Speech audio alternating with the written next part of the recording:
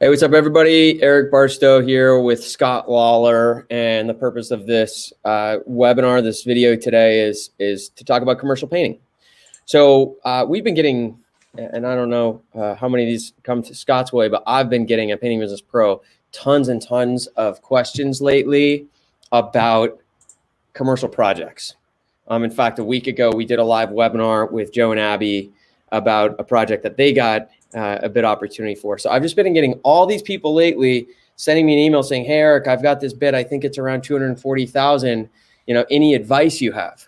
Or a post in the Facebook group, "Hey, we've got this, 3 condo buildings to paint. Do you have any advice?" And the truth is, yeah, we got advice. We got tons and tons and tons of advice. If you want advice to tackle that project, you're a month too late. Because the truth is, and you can see this on the other webinar we did with Joe and Abby, but we spent an hour with them and we might have left them more confused by the end. Or at least they were like, "Man, there's a lot I need to consider that I wasn't considering," because it probably would take 5 or 6 hours to get you the training and information you would need just to bid and submit and win a project like that. Not to mention, actually planning the project and then maintaining that relationship and then all the marketing to generate more of them. And we aren't even talking about actual pricing and your crews and all that. So anyway, so we thought we would do this live stream, this webinar, to show you what's a commercial business model look like and what are the things you would want to know to build your commercial painting division. And I believe, after learning what I learned working with Scott for about the last almost year and a half now, what I've learned is, wow, every single residential painting contractor should also be doing commercial repaints. Now, I don't think you should do it from the very beginning. We probably won't even get into that today. Like, when are you ready? The short version is, you're ready when your residential business is consistent and reliable and you have time to start pursuing commercial the right way. That's kind of the short answer. And that could be at a lot of different stages in your business. But I believe everyone should be ready for these projects, because it's killed me lately. So many of these people are asking me for help on projects that I'm looking at them and I'm like, that could be a really good project. Someone just the other day, I had to tell them, you shouldn't do this because there's too much you don't know and it could eat your lunch. But if you did know what to do, there could be $100,000 in profit for you on this project, and you could do it again in 7 years. So it kills me to say don't do things. And so it's just a matter of time. If you're a painting contractor, just a matter of time before you do get these opportunities. It really pays to be ready. So we're going to go through the whole business model. Like, what are all the things you should know to be ready to do commercial painting? And let's see. The other thing you should know is, starting in a few weeks, I think, Scott, it was October 21st? It is October 21st. Yeah. Yep. So Scott's going to be doing a mastermind for some of our commercial painting members. So we have quite a few people signed up for it already who are commercial painting course members. And so if you sign up by October 21st, we'll include that mastermind for you for free. Scott normally charges $2,000 for that mastermind in his consulting practice. He's going to include that for free for anybody who signs up for the commercial course by October 21st. So just keep that in mind. So let's just dive right in. Scott, anything to just add on to what I just said before we get into this whole business model and what people should be thinking about when they're getting Yeah. Well, the only thing I'll say, and we'll jump into this stuff, is we built the course, and a lot of you have purchased it, and some of you are thinking about it. But what I find is that people haven't taken the time, committed themselves to going through it.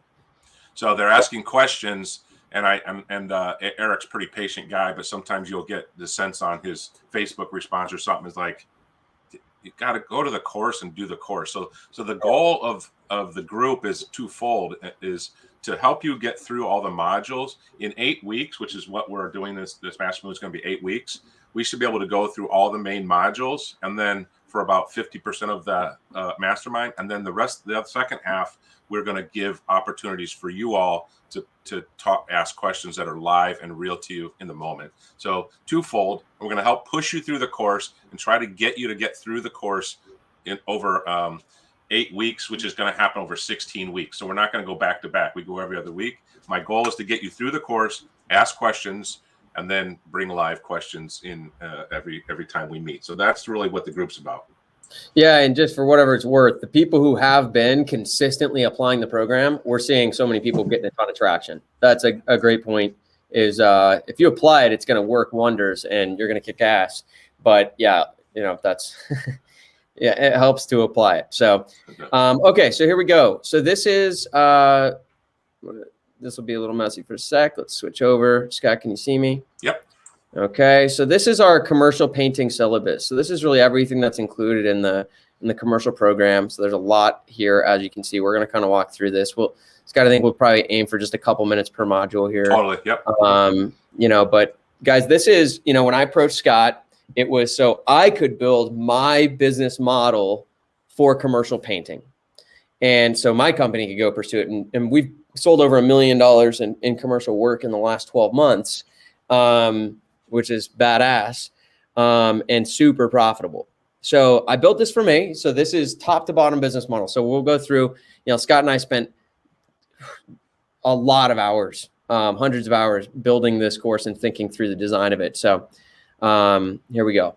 All right, Scott, you want to share a little bit what's covered in this? Yeah. So we'll the introduction is really just to help you understand what is commercial painting, a little bit about terms and definitions that are maybe things you've never heard in the residential side that you'll need to know, and also a little bit about identifying what are the areas, what are the markets within this massive segment that you think you want to tackle now, and then maybe in the future. And this falls directly into line with Eric's processes, which is master business plan, goals, and tracking. So I would guarantee you, if for people that said, I would like to do $200,000 of commercial work in the next 12 months, I bet you they're going to hit it, because they've made just like residential. We're going to tell you the same thing. There's some people, Rob Alicourt comes to mind, where he is working the plan systematically, slowly and consistently, and he's starting to get traction. So this whole section talks a little bit about what is commercial painting, where can you swim in this massive ocean, and then what are you going to do to get after it? Yeah, and then thinking about residential, it's like, hey, what are you going to target? What jobs are you going to do? What jobs are you not going to do?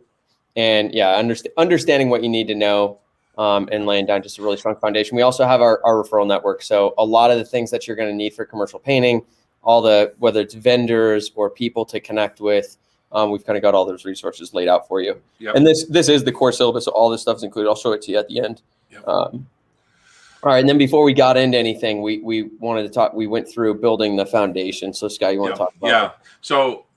So the Eric talks a lot about if you have a phone number or a website and are a painter, eventually you're going to get a lead. And so that's one thing. We want you to be prepared for that. But more in addition to that, how do you get after it? How do you actually begin merging into this highway called commercial painting when you don't know anything about it until now, right? So we start talking about a little bit about low-lying fruit, about going deep and wide with your existing contacts. And we start talking about how you do get some soft lead generation. We guide you to where you can get the best bang for your networking buck, where to spend your time, and where to go find the people that line up with what you've already done, which is create your goals and vision for this division. So we have some very specific ways that you can start attracting business, how you start acting like a commercial painter, because right now you act like a residential. Yeah. We talk about your website, your marketing, and all the things that you can do to start telling the universe, to tell your market, hey, we do commercial work too, give us a call. And there's a whole set of things that you need to add and or change versus what you're doing currently to really move the needle. So we talk through that whole section. So the first section is where do you want to be and what do you want to do? Now we start talking about how do you start getting invitations, RFPs, opportunities. So that's the whole next section. Right after you decide where you're going, now we teach you how to get opportunities to get there.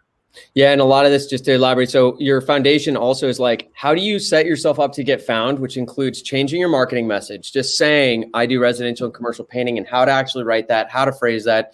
I remember, oh gosh, I forget his name at the moment, but I remember he started, and he just started, like, he literally just changed a couple things on his website, and within 2 weeks he booked two $15,000 commercial jobs, just because he just changed his marketing message, like, hey, I do commercial painting too. So we're going to make it really easy to update your website, updating your marketing message, and then how are you going to set up some of your email marketing and how to make that really simple, because so much of this commercial business is relationships. And so you need to have your foundation so that you can easily nurture your relationships. This isn't like residential where you get a lead, and if you don't get a hold of them in a week, it's pretty much dead. No, this is, you're building relationships that you want to keep in touch with forever. That requires a different foundation, including your marketing message, your website, your email marketing, your social media, and then your LinkedIn. Yeah. And it also, part of this includes your CRM and how you're going to keep in touch with your contacts as well. Yep. And LinkedIn's going to be a huge resource here, but there is a really intentional way to set it up and build it so you stand out. All right. And then we'll talk a little bit about, blogging, which will tie into a lot of this other stuff too, and how to just hire this out, because that'll make a huge impact. So this is really the foundation. So once you do start getting relationships, you nurture and maintain those relationships. Matt is someone I've talked about a lot. He's in Indianapolis. Matt Bopp does an awesome job with his commercial repaint business. He has basically 7 customers who give him $900,000 in business a year. 7.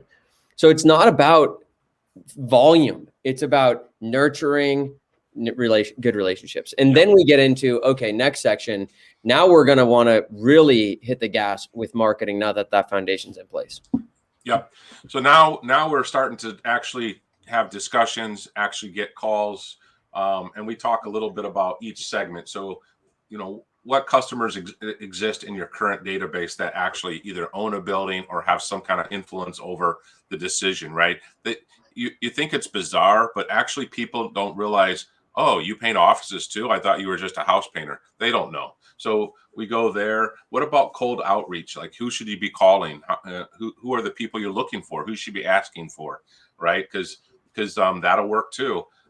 Associations, we talk about the various associations you can belong to. We also talk about how to really engage one versus not, sometimes people sign up for all of them and they don't do anything with all of them. They go, well, this doesn't work. It doesn't work because what Eric just said, this is a relationship process. It's a relationship sell. You don't just, pay your $300 a year and expect the money to roll. So we teach you how to do that. We also talk a little bit about managing these relationships. We tell you specifically how to do a discovery meeting. What are the questions you should ask? What are the red flags you're looking for? How do you set hooks in the mouths of the people you're talking to so that you can, really develop this relationship for a long-term result? And then we talk a lot about, all the questions that you should be asking and, what you should be listening for when you're asking those questions to be able to ascertain, is this a good client or not? Yeah, it's huge. And so, but just so you guys know, as we're going through this, you'll see webinar videos. So these are the videos that Scott and I did with slides, presentation, everything. And then this is a follow-up video I did that's here's exactly what to do. And then anything that says SOP is an actual document in the course called Standard Operating Procedure. So up above, you see, like, we've got how to set up and utilize LinkedIn, but then we've got the SOP where it's like, you could literally copy and paste this stuff and have your profile set up to attract commercial clients in a half an hour. Yeah. So that's kind of how this is set up. Again, a number of different ways to generate relationships. And to elaborate, this discovery meeting now is starting to transition us from, okay, I'm getting leads. Now we've got to qualify them to see, is this the type of person I want to work for, the type of relationship I have before I start pursuing further, because we don't want to waste our time pursuing relationships or opportunities that aren't in our kind of in the scope of work we want to be doing, or in the segment of work we want to be doing. So now we get into, all right, now we got people coming to us, we've got opportunities. Now it talks about sales and winning bids. So this is really more of the sales process, like the actual communication with your clients, how to sell, Before we get in, and then we'll get into something else after this. So Scott, you want Yeah. So basically, the previous section we kind of is sort of a little more broad, some of the same subject matter, but now we really dive really deep into exactly some of these things like project discovery. How do you understand, information about the project? How do you write a good scope of work if there's not one? How do you be clear? What about, how do you deliver the proposal? How do you close it? We try to get you to deliver the proposal in person or on the phone, because if you just send it an email, you're just a number. But what about negotiation? Is this a place where you're open to negotiation, whereas at a residential, it's not so much really something we do a lot of. It's our number's our number, but there's different things here that we need to understand the whole picture. We need to look at the relationship. And then, we talk a little bit about RFPs here. So RFPs, for you that aren't familiar, is a request for proposal. So we might have an RFI, request for information. We might want to clarify. And then also we talk a little bit about, just how to interact with people to increase your odds of getting the sale. Awesome. And you see all these up at the top. These are all webinars. And then we've got more specifics down here with videos and SOPs. And then really critical, also a part of the sales process is determining scope of work. And actually, one quick note, what's not on this syllabus is estimating and then recruiting subcontractors. That I've added that to the program. I forgot to update it on this syllabus, but we do have a whole section on estimating and on recruiting subcontractors and working with subcontractors. So before I forget that I make that quick note. But this determining the scope of work is absolutely critical, and it's a part of the sales process. Take it away, Scott. Yeah. So sometimes you might think of a general contractor, which we talk a lot about general contractors, but where they send you exactly what they want you to do. But more often than not, when you're working for a property manager or private sector building owners, they say, paint my building. And you have to kind of figure out, what does that mean? What does that include? What do they think it means? What are they willing to pay for? You're looking at substrates, you're looking at access, so there's a lot of things that go into it that are not just like paint someone's living room. So, determining that scope of work is going to be really critical, because that helps you, first of all, makes you a good partner. So they're like, wow, this person helped me understand things I didn't know. So what are the questions you need to answer? What are some of the documents? Creating this scope of work is really critical, because in the next section, you're going to see this is kind of the stuff you're going to court with. God forbid, right? We don't want to go to court. But what I always tell people is, we don't write things for the best case scenario. We write things for the worst case. We want clarity. So that, first of all, we also tell our workers, the people that are performing the work, needs to be clear to them what they're doing, how they're doing it, and then it needs to be clear to the client. So determining the scope of work is incredibly important before you can even determine how much it's going to cost and deliver your contract. Awesome. Super, super important. All right. So and then obviously we're using this scope of work. You got to be responsible for. We'll go through all the different, ways you put it together. We have giant checklists for you and all that stuff, but that's how you build your contract, which, I'll touch on this quick, but, and Scott, I'll have you talk about inclusions and exclusions quick, but you're using your scope of work to build a really solid contract. You're also going to use your scope of work to build your project plan. When you're doing, $150,000, $250,000, $300,000 jobs, or even a $50,000 job, in commercial, it's a lot more about planning ahead of time. And then there's not much to do when you're doing it. So it's a little bit of a slower process rather than like just ripping out 10 houses a week. But the planning is really critical. How you plan is based on the scope of work, which is why that's so critical. So Scott, you just want to touch on really the inclusions and exclusions, the importance of that. Yeah. So this comes in on several points. So here's an example of determining the scope of work, and then it goes in your contract. So things that you never imagined, like, is there water? Is there electricity? Can we store stuff here? How do we access? What's the working hours? See, you're making these assumptions because that's your reality. What if you do something and you don't realize, you haven't identified or put in your scope that we work from 7 to 4? What if the building only allows you to be there from 10 to 3? You're screwed. So you didn't come up with that in your scope of work, and now you're in the contract phase where you are actually going to clearly document what we are doing, and more importantly, I find is what we're not doing, exclusions. Yep. So we are not painting, this, that, or the other. We are, so you have to be clear about what you're doing. That's important. And then more importantly, what you're not doing, because if there's any ambiguous, so let's just make it residential. I'm painting your trim. Well, I think that trim includes my doors and windows. And you go, no, I said trim, not doors and windows. We have ambiguity there. Why don't we just define that? So in the commercial world, we need to really be clear because the numbers are bigger, consequences. Yep. So making the scope of work and then being clear, your terms and conditions, payment terms. This is one of the biggest things we hear all the time.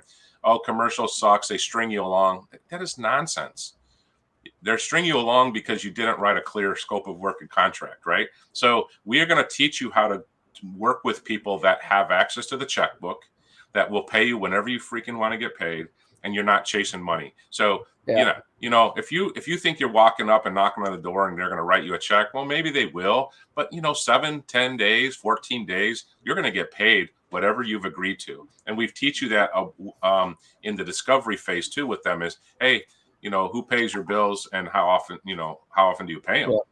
So this whole section of contracts is really critical because now this is the way we're going to roll once we get the job.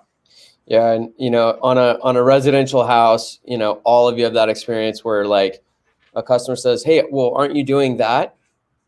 And, you have a little argument with them and you're like, whatever, we're just going to do it. We didn't agree to it, but it's easier to just do it. Right. Hey, weren't you going to paint the metal flashing on the fascia? I wanted that painted. And you're like, whatever, we'll do it. It's $300. But when you're doing a $100,000 job, that might be $5,000 because you didn't exclude that or you didn't include that. So that's why we've got a 5-page checklist on scope of work to make sure that you're not missing anything, because one missed thing could be thousands of dollars, at the end of the job. Yep. So then we've got project management, and there's quite a bit of stuff here because this is so important.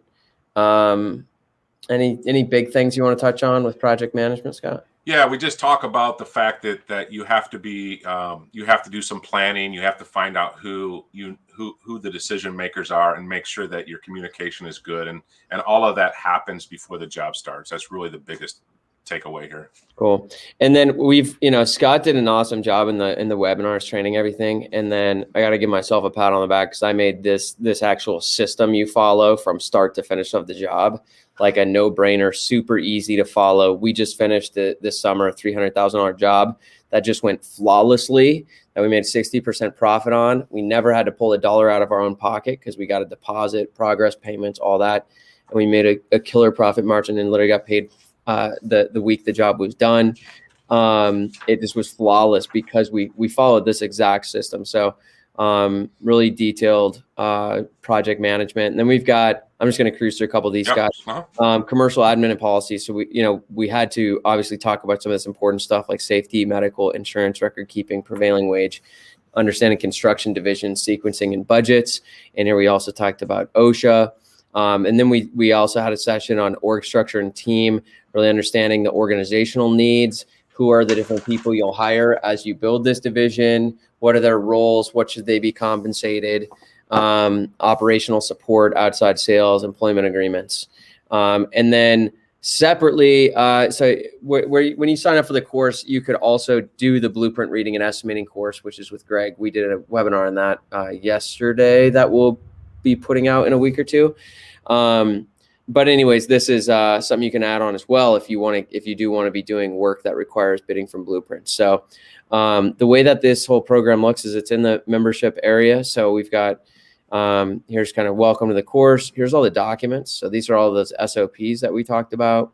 There's the scope of work checklist, project planning. Here's templates and examples for commercial. So there's about 250 pages. This is like your operations manual. Like this is the business system. Just the time it took to build these alone is probably worth the program.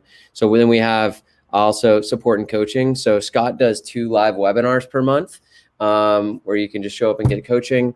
And then, like I said, if you sign up before October 21st, we'll include you in his 8-session mastermind as well.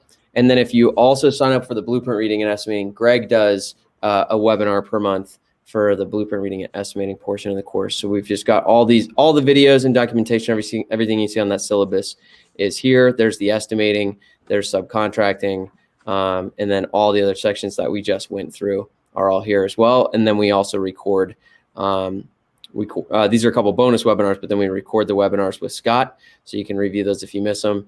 And we've got a couple guest webinars, and we record the webinars with Greg if you're in the blueprint course as well. So I'll put below this video, whether you're watching this video on YouTube or you're watching it on, or you're watching this on YouTube or on Facebook or whatever, I'll put a link to buy the course in the comments below the video or in the description if it's on YouTube. So you could go and sign up for the course if you'd like. There's payment options. And you can sign up for just the course I just went through with Scott, and you could add blueprint reading and estimating on its own. Or I'm sorry, you can add that on as well if you want. So I think that's it. I think that's what we wanted to cover. Anything else we should touch on? It looks like we only had one question, which was about how to sign up for the course. Yeah. We'll put that in the comments. But yeah, I agree with Eric. This is a natural progression. Some of you that live in cold weather climates, the winter, this is a great way to even out. Commercial work doesn't care that it's Christmas. They don't care that it's snowing. I mean, you can even out some of your peaks and valleys, and it's just a great place to drive some revenue and round out your business model. Yeah, awesome. Okay, cool. So, guys, just wanted to have this because I think now is a great time of year to educate yourself. In most markets, we're going into a slower part of the season, and in almost all markets, there's a little bit of downtime around the holidays. The training that Scott and I have put together, there's probably about 20 hours-ish of training material. So you could power through and educate yourself on all of this stuff in a week or two. So that going into 2022, you are ready when those project opportunities come. The other thing that I should mention is the way you build, what you're building with commercial painting is recurring revenue. You're building relationships with people. So for example, you're targeting one customer you'll target is a property manager. And a property manager's full-time job is to maintain properties that they manage. And they have just a never-ending stream of business for you if you build a relationship with them and you can be trustworthy and they like working with you. So that's what you're building. You're building, like I said, Matt's got 7 of those that bring him about $900,000 a year. And that's what you're trying to build. So the key to this, residential, it's like you launch this and you can just hit the ground running right away. That's really not the way commercial works. The way you're going to build this business is slow and steady and consistent. He mentioned Robert at the beginning. Nick O'Keefe is a great example too. I know early on, Scott, Nick was on every one of your webinars, soaking it up. He's like, I want to be on this next mastermind if I can do it, even though I did it before. And because he's just soaking it up and staying really consistent. And he's starting to land a bunch of commercial projects now. Yes. And the key is not landing commercial projects. It's the relationship with the person who's giving it to you. Because it's not that one, it's the next one and the next one and the next one and the next one and the next one too. So you can start, if you're looking at like, hey, am I ready to do this? Well, the question is, can you put like 10 to 20 minutes a day into trying to start building relationships? Because if you can just consistently start building relationships, it's just a matter of time before you start getting opportunities. And the more opportunities you get, the more social proof you get, the more you start getting connected to many other people who are going to refer you business. So now's a good time of year. And the reason we chose to do this webinar now is because Scott's got this mastermind coming up. So we don't have endless spots. We've got I think before this webinar, we said we've got about 5 spots that we could open up, and he's going to do 2 separate groups because there's a lot of people in our membership who want to do this. But we've got 5 spots that we could add people in. So if you want to sign up, do it. If you got questions, there's a link on the webpage where you can send in a contact form, and either I'll contact you or Scott will. If I can't answer your question, I'll pass it to Scott, but most likely I'll hit you up and answer any questions you have. Otherwise, you can just sign up. Once you sign up, you'll have access to the course, the webinars, and you'll get our emails about the mastermind. So we'll reach out to you specifically about that. All right. Awesome. Yep. Killer. All right, guys. Thanks. Hope you learned a lot. If you have questions, let us know. Scott, thanks for taking out the time. Always appreciate it, my man. My pleasure. All right. Hopefully we'll see some of you guys in there soon. All right. See you.